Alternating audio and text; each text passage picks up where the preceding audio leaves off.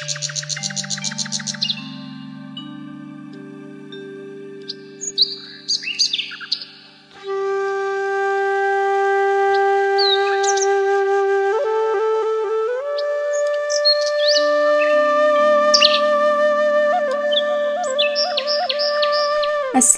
আলাইকুম, আমি নাহিদা। কেমন আছেন সবাই? আশা করছি আল্লাহর রহমতে ভালো আছেন। আলহামদুলিল্লাহ, আমরাও ভালো আছি। আমার আরও একটি ব্লগে আপনাদের সবাইকে জানাই স্বাগত।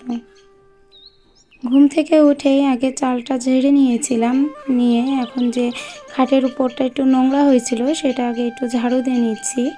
কেননা রান্না করার সময় অধিকাংশ সময় এই খাটের উপরে এসে বসা হয়।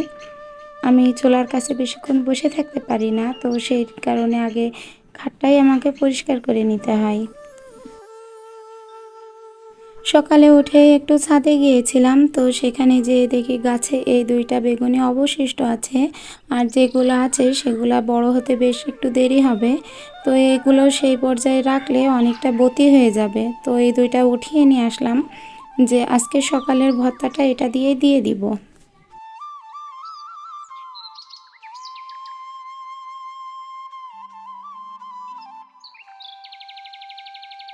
আজ হচ্ছে শনিবার, আর এখন বাজে সকাল 6টা। আর এখন থেকে আমি আমার ব্লগটা স্টার্ট করছি। আর শনিবার হওয়ার কারণে আমার হাজবেন্ডের অফিসটাও একটু বন্ধ আছে। আর এইদিকে চুলার রাইস কুকারে যখন ভাতটা বসানোর ঠিক 10 মিনিট পর পরই দেখছি কারেন্টটা চলে গেছে। তো ভাত যতটুকু হয়েছিল সেটা বাদবাকিটা ফুলে উঠেছে গরম পানির কারণে। তো ওই পর্যায়েই দিয়ে দিলাম বেগুনটা, তাতে কোনো অসুবিধা হবে না, যে পরবর্তীতে ভাতটা যখন উতলাবে তখন বেগুনটা এমনিতেই সিদ্ধ হয়ে যাবে।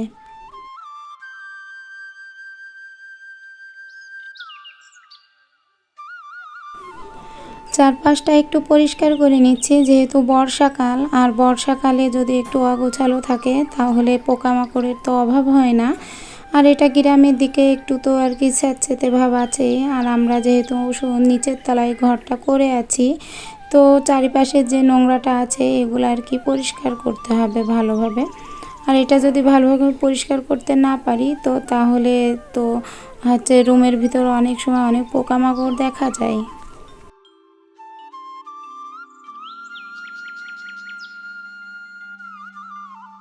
আজ আমার হাজবেন্ড বলল যে একটু মিষ্টি কুমড়ার আর কি শাক রান্না করতে।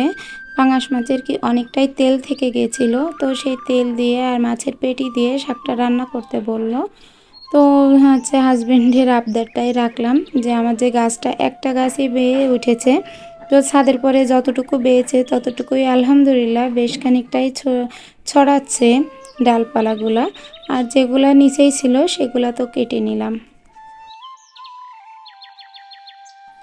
বর্ষার কারণে কাপড়গুলো আর কি ভিজিয়ে দেওয়া হচ্ছিল না। অনেকটা কাপড় জমা হয়ে গেছিলো যে কাচার জন্য।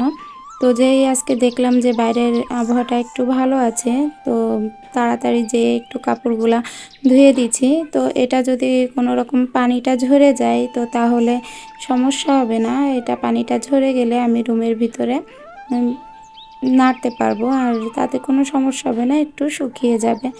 আর ফ্যানের বাতাসে যদি দিতে পারি তাহলে তো আরও ভালো হলো। আসলে বর্ষার সময় এই একটা ঝামেলাটা হয়েই থাকে, যে কাপড় চোপড় কাচার একটা বিষয় থাকে। তো সেটা হচ্ছে কাপড় চোপড় কাচলেও শুকাতে চায় না, অনেকটা ঝামেলা হয়। আমার ছাদের নিচে অবশ্য অনেকটা হচ্ছে কাপড় আমি নাড়ার জন্য জায়গা করে নিয়েছি, তবুও আমার কাছে মনে হয় রোদের তাপে শুকালে জিনিসটা আরও ভালো হয়, নয়তো গন্ধ লাগে।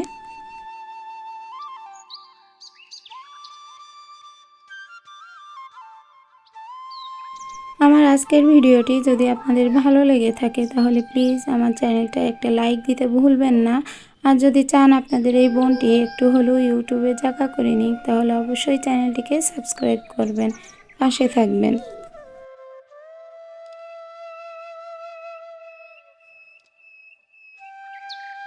এদিকে চাল কুমড়ার শাকটা কুটে নিয়েছি, আর হচ্ছে আলুটা দেব, ওর ভিতরে 2টা আলু দিব। যেহেতু একটু চচ্চড়ি হবে মাছের সাথে, তো সে কারণে 2টা আলু যদি শাকের ভিতরে দিই তাহলে এটা খেতে কিন্তু মন্দ লাগে না।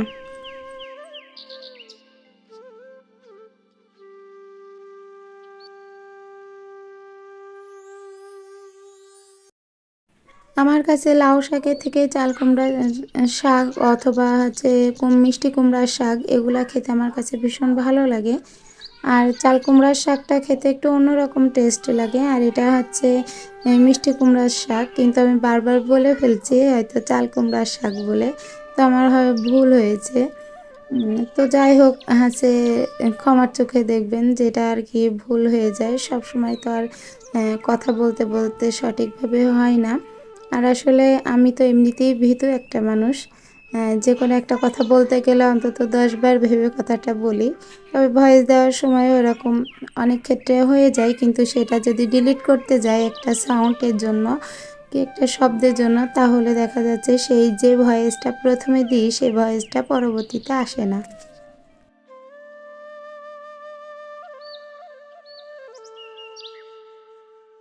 হাজব্যান্ডের অফিস আজ বন্ধ থাকার কারণে ওনাকে একটু বাজার করে আনতে দিচ্ছিলাম, তো উনি আলু, কাঁচকলা, ভেন্ডি আর হচ্ছে পুল্লা কিনে নিয়ে আসছে, মিষ্টি পুল্লা, আর এখানে লাউ নিয়ে আসছে।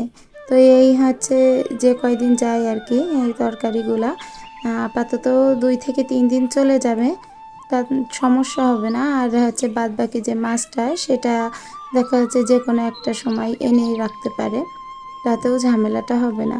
কিন্তু এই বাজারটা যদি না করান, তো আমি তো বাজার ঘাটে যাই না, আমার হাজব্যান্ডই করে।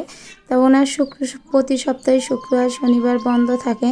তো এই 2 দিন ছাড়া মাঝে ওনার যদি বাজার করতেও বলি, তা ওনার সময় থাকে না, উনি করতেও পারে না।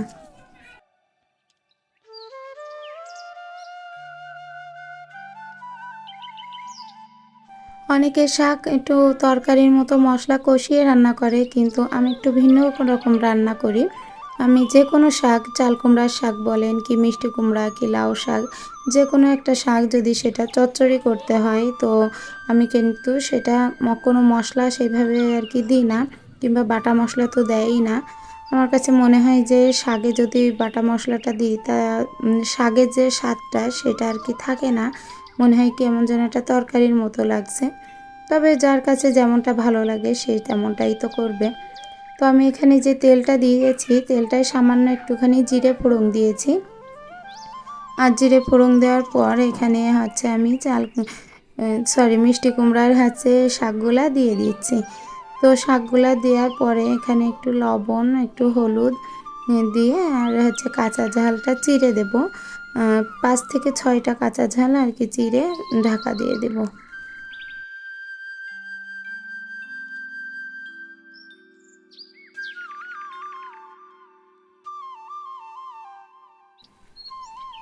আমি অনেকে দেখেছি যে এটার ভিতরে পেঁয়াজ, রসুন এবং ঝাল এগুলো সব একসাথে আর কি মশলাটা, শুধু গরম মশলাটা বাদে আর বাদ বাকি সবই দেয়, দিয়ে সেটা কষিয়ে নেয়, কিন্তু আমার কাছে তেমন একটা ভালো লাগে না।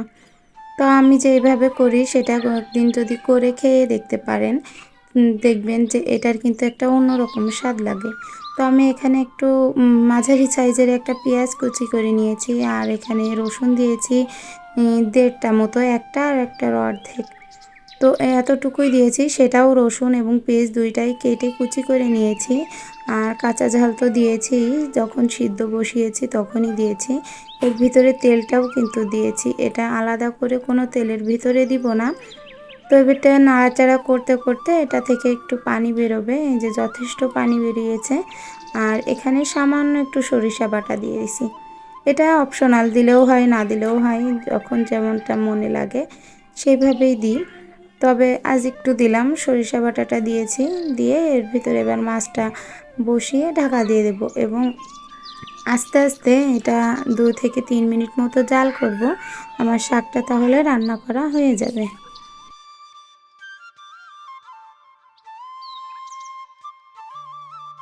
অনেক দিন পর গেছি একটু পুরনো বাড়িতে।